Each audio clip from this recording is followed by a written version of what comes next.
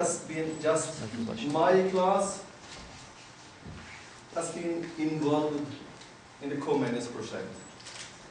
And here's a part of my class, 5 of them, and together we have 14 boys, or maybe we can say men.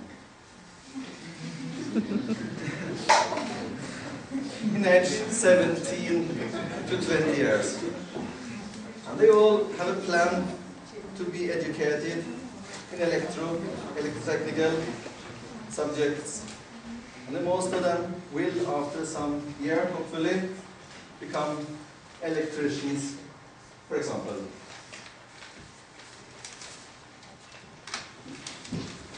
This is the most modern way to have a manuscript. Because of that, our pupils are in their electrotechnical education. We have limited our project to set focus on just producing, transporting, and using of electrical energy, electricity.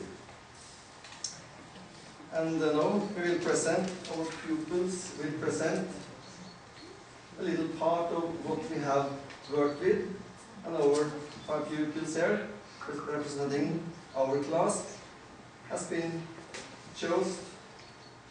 they have chosen a few methods to produce electricity, and they will present it now. Please, Linda, have you something to say? Ja, bitte. Es tut uns leid, aber wir haben nicht eine deutsche Präsentation. Nur Englisch, ja.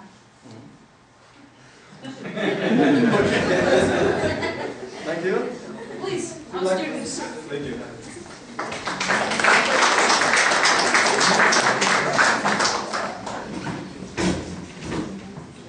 Okay, at first I would like to thank our teachers for helping us with this project, and especially Jan for introducing us right now. Yeah, we're going to see.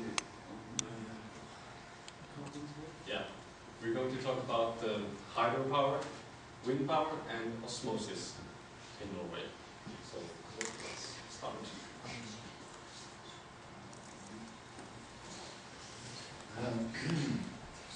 Me and Mikael's team was hydropower, and we're gonna show the structure and the manner of operation. Here we see the hydroelectric dam in Norway, and this is the reservoir with the great flow line that makes the pressure of water go through the penstock who runs the turbine. This is the filter, the intake, that makes like dirt stuff in, so it won't get stuck in the turbine.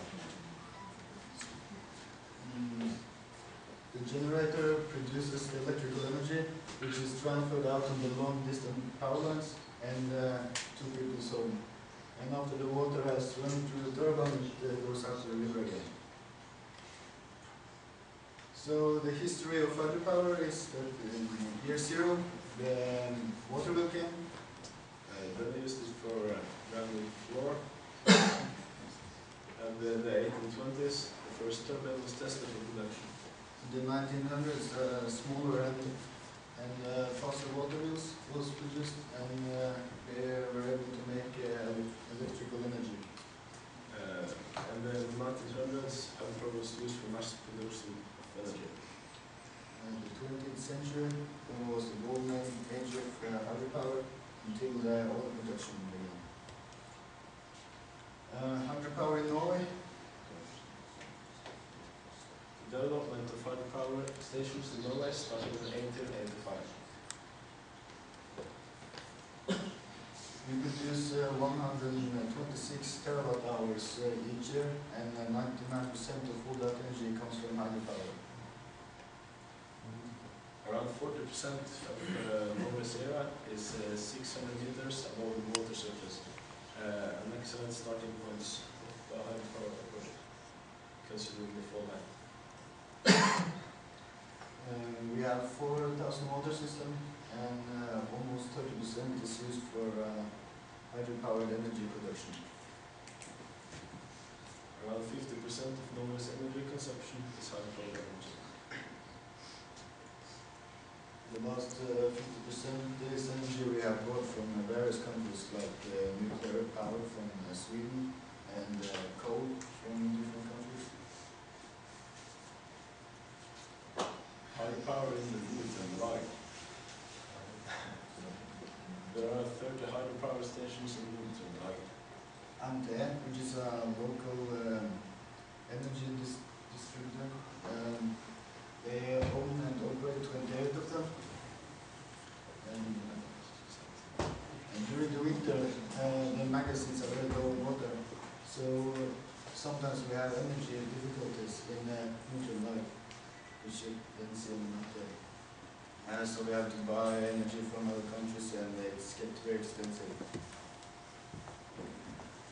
Hydropower is by 80% of all energy produced in the world is hydropower energy. In total, 850 gigawatt is produced each year from hydropower, while 4,300 gigawatt is the total amount of energy produced each year. Canada, Brazil, the USA, China, and Russia are the biggest producers of hydropower energy, and they produce 50% of the total hydropower energy worldwide.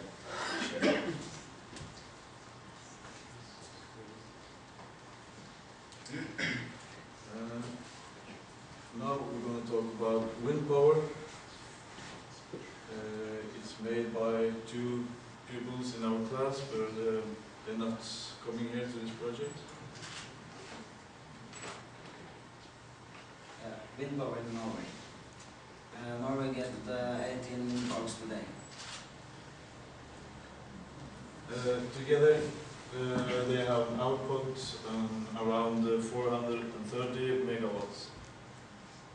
They produce electricity to 66,000 households. Most constructed and developed energy source in Europe in 2008. Wind power in the sea, offshore wind power. Offshore wind is better because of the steady wind and the big available areas. Investment, maintenance and operation expenses are higher than on land.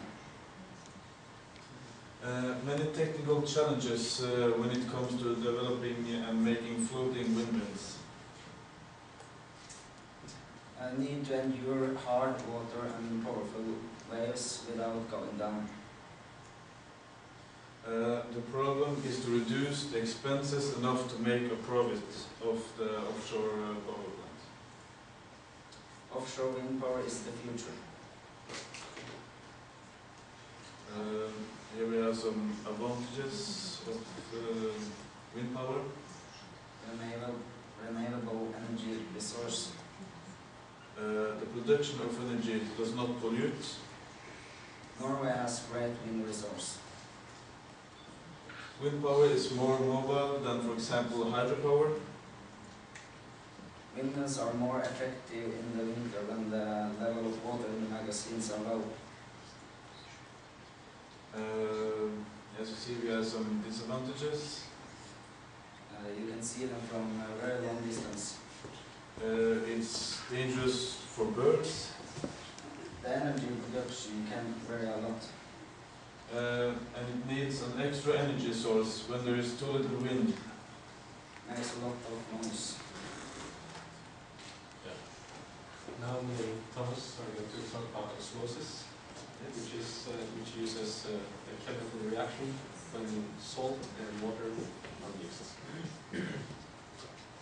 Osmosis is the fusion of water through a semi-permeable membrane, which is a membrane where only smaller molecules can pass through. From an area with a solution with highly concentrated water to an area with a solution of lower concentrated water. Yeah. Fresh water and salt water are separated in two tanks by a membrane. The salt water pulls the fresh water through the membrane, forcing the salt water to rise. One can now make an artificial waterfall, which can run a turbine that is connected to a generator that produces electrical energy. Jake, can we show the movie now? Yeah. Yes. Okay, we're gonna show you a movie about how osmotic power plant works. I'm recording everything.